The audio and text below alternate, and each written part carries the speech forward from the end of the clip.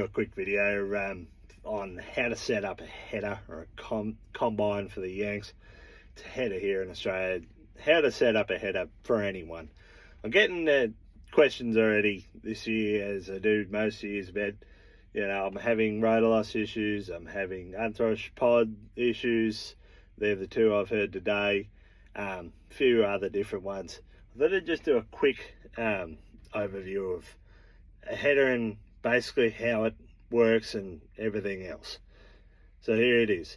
Everything that in a header is literally designed to either feed, run, or exhaust the rotor. The rotor is the heart of everything. If you can make the rotor happy, if you can keep the rotor happy, you'll keep the whole setup happy. Okay. Now I'll give you a few examples. So rotor loss, a common one, common in case headers. This applies to Case, John Deere, New Holland, whatever. This is quite common rotor loss in Case headers. Most people think it's sieve loss because it comes across the rotor, hits the back wall and drops onto the sieve sensor. Why am I getting so much sieve loss? No, you're getting rotor loss. I can almost bet your ball sacks you're getting rotor loss. So how do you fix rotor loss? First thing I look at, rotor speed. How quick is your rotor going? If it's not anywhere around 1,000 in canola, in wheat, in barley, I'm talking Australian crops here. Corn is very different. It's down to like 300-400 revs. But for canola, barley, wheat, most of the time the problem I see is the rotor is going too slow. You go, well, okay, so why is that an issue, Andrew? Right. Well, the issue with the rotor going too slow is you're trying to feed a certain amount in there, and it can either thresh it or separate it out into the other parts of the header. The sieves, tailings, everything else is just based purely to take that stuff away from the rotor. So you go, well, I'm getting either rotor loss or lack of capacity. First thing you do, speed the rotor up. If your rotor's already going flat out, then your header is at capacity. It's as fast as it can go. If you're getting a lot of trash over your sieves, your rotor might be going too quick. Either that or your sieves are not wide enough, your fan's not blowing hard enough, etc., etc. But it comes down to the first thing you need to look at if you're having capacity issues or loss issues is the rotor. Is your rotor going quick enough? What concaves you got in? What blocks you got on a rotor? What covers have you got on? If they're not adequate to keep the rest in check, then that's where the issues will come from. And 99% of the time, the problem I see is people not running the rotor hard enough. Run it quicker. It won't hurt anything, and if it does, you can fix it, and I'll tell you how. Right, so basically you'll get to a point where your rotor is running as quickly as it can possibly do without causing any issues. You can basically spin the rotor up as quick as you like and run it as fast as you can until you run into an issue of capacity. The capacity usually comes out of lack of horsepower, you've run out of horsepower, or you're getting rotor loss, right? If you're getting rotor loss and your rotor's already going as quickly as it possibly can, you need to slow down, or you need to try and get out of the rotor better somehow. Different concaves, separation grades, blocks, all sorts of different stuff you can do these days. Aftermarket stuff for these things, all of these headers is rife these days. But generally, if you've got the best setup you can get in there and your rotor spinning as quickly as it can, it is at capacity. What happens next, right? What happens after you get your header going at capacity? You're going as quickly as you possibly can, given the circumstances, and you're not getting any rotor loss. That is the capacity of your header. Everything else after that is just a byproduct. Right, I have an unclean sample, okay? Can you fix it with the sieves and the fan? Yes, no, okay? No, I can't fix it with the sieves of the fan, right? Well, then you're probably getting an over-threshing issue. If you have an over-threshing issue or over-separation issue, you've got two options: slow your rotor down or cover the rotor up. Okay? Go back to basics. Shut it down, cover it up, do whatever you need to do to stop the over separation happening. And Bob's your uncle, you'll be able to bring it back under check. Getting sieve loss, same thing. Over separation, or overloading of the sieves. Try opening your pre-sieve, try opening your normal sieves. If it's still overloading, then you need to probably start to close your rotor up. Grate covers are the best way to do that because they just clip on. You can change rotor concaves if you like, put small wires in, all that sort of stuff, that's fine. But if it starts to limit your capacity, then you've gone backwards. Do anything you can do, and you'll find a happy balance between the rotor and your cleaning area, and that's where your machine will run for the rest of the season. Next year, the conditions will be slightly different, but the principle is still the same. Get the rotor right, and then worry about the rest. If the rotor is correct, then the rest will be correct. Now, I hear you saying, well, what about this, what about that, what about this, right? The other common things you'll find, I'm getting unthreshed heads. Rotor's not running quick enough, or your concave's not tight enough. Tighten your concave first. You should already have your rotor running hard. I feel like I'm going to become a broken record before the end is. What other issues do you get? Small bits of chopped straw. Okay, that's another common one. Generally can be fixed with sieves. If you start getting sieve loss issues, look at closing the rotor up. And cover plates. Whatever you need to do to keep the straw in the rotor.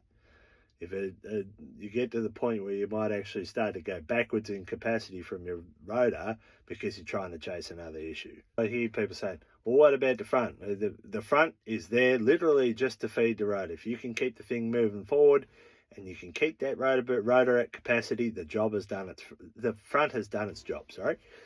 So that's all you need to worry about there. Fan, top sieve, bottom sieve, pre-sieve, they are all just cleaning mechanisms. If you're getting too much tailings, there's a fair chance your bottom sieve's too far closed and your top sieve's too far open. Fix that. If that doesn't fix the problem, close the damn rotor up. Okay?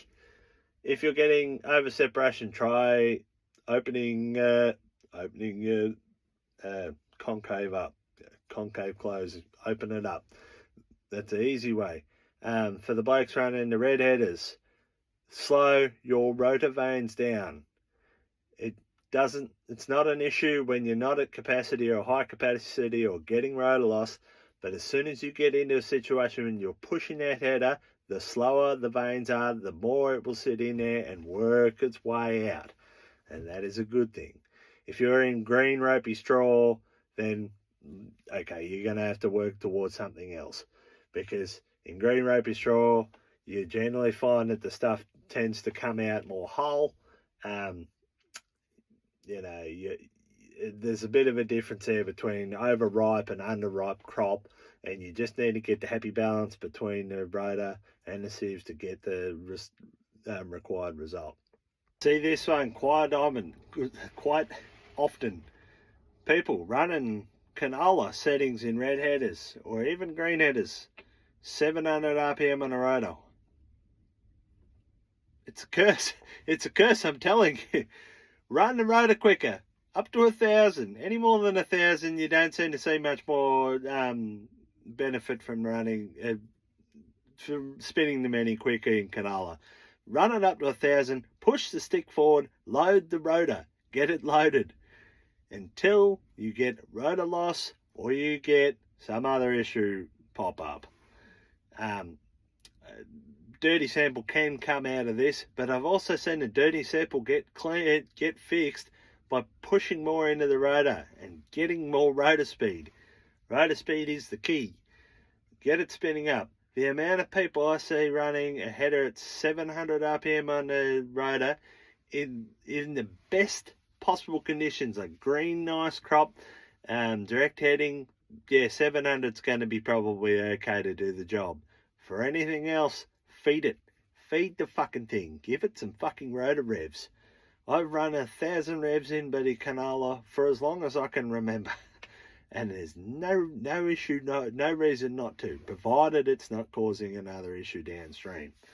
If you're having sample issues, see if you can fix it again with the sieves, with the pre-sieve, with the fan. If you can't fix it, then close your rotor up. I'd prefer a grate on it over slowing the rotor down, because if you can nudge that thing up and you watch your rotor loss bars go like this, then you're not at capacity.